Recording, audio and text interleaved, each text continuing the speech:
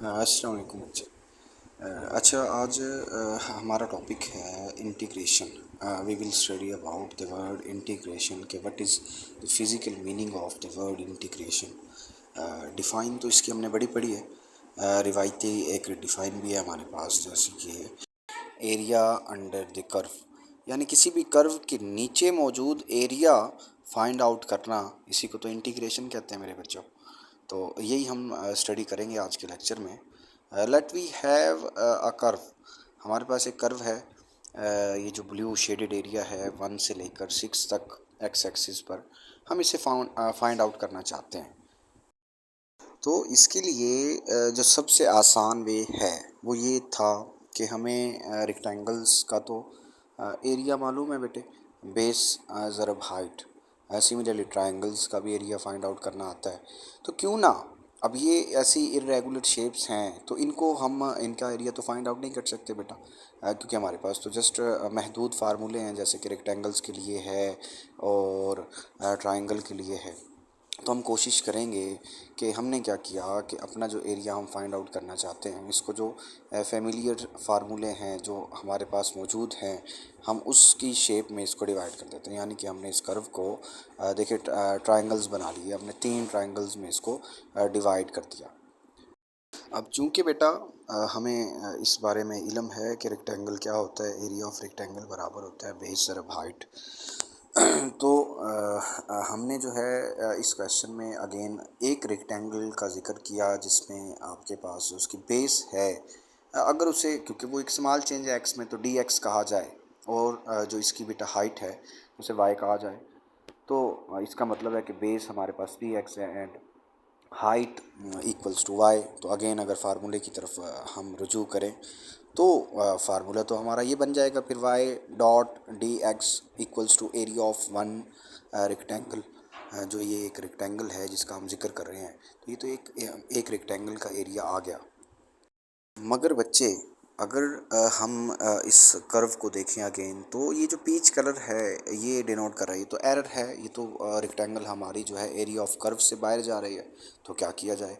तो फिर सोचा गया कि क्यों ना इन रेक्टेंगल्स का साइज़ छोटा किया जाए।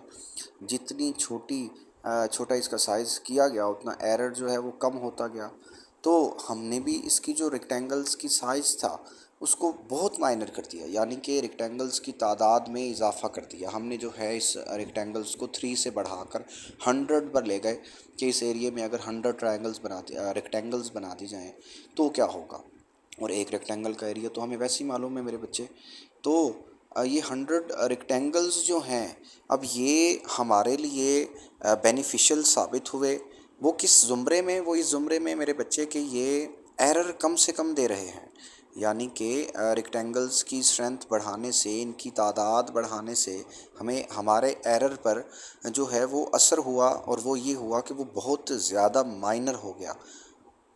जैसा कि अब हमें क्या सूझी, अब हमें मालूम है कि एक रेक्टेंगल जो है वो वाई डॉट डी एक्स है। तो इन सब रेक्टेंगल्स के एरिया को बेटा हमने सम कर लिया, सुमेशन से 1 से लेकर 6 तक जितने भी रेक्टेंगल्स थे, तो वो बनेगा summation 1 to 6 Y dot D X.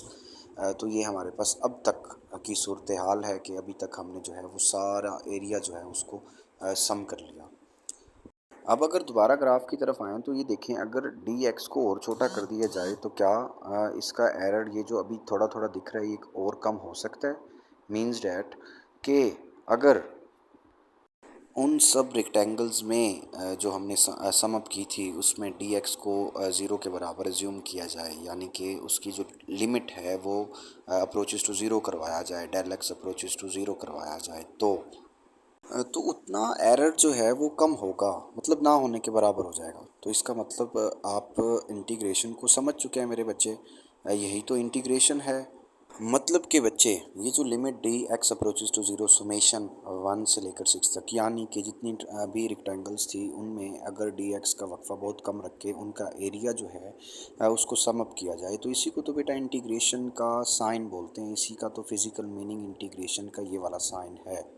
तो अगर बच्चे आपसे कोई दरियाफ्त करें कि what is the word integration, तो आप उसे बताएंगे बेसिकली हम किसी भी कर्व का एरिया फाइंड आउट नहीं कर सकते, हम एक छोटी छोटी रिक्टेंगल्स बना लेते हैं, ऐसी रिक्टेंगल्स जिसमें D X approaches to zero होता है, हम उसका एरिया फाइंड आउट करते हैं, उन सब एरिया को सम कर लेते हैं। उस सम का मतलब ही तो इंटीग्रेशन का ये साइन है, ये जो अलामत है, और 1 से 6 तक ये डिनोट कर रहा है कि हम 1 x पर 1 से लेकर 6 तक उन सब का एरिया फाइंड आउट करना चाहते हैं। तो ये आपकी कुल डिफ़ाइन है द वर्ड इंटीग्रेशन की। तो आप मुझे इजाज़त दीजिए, नेक्स्ट लेक्चर में इंशाल्लाह मैं फिर हाज़िर होऊंगा मेरे बच्चों। आप सब अपनी दुआओं में मुझे याद रखिएगा। कैसर शहजाद को इजाज़त दीजिए। अल्लाह हाफिज़ मेरे बच्चों।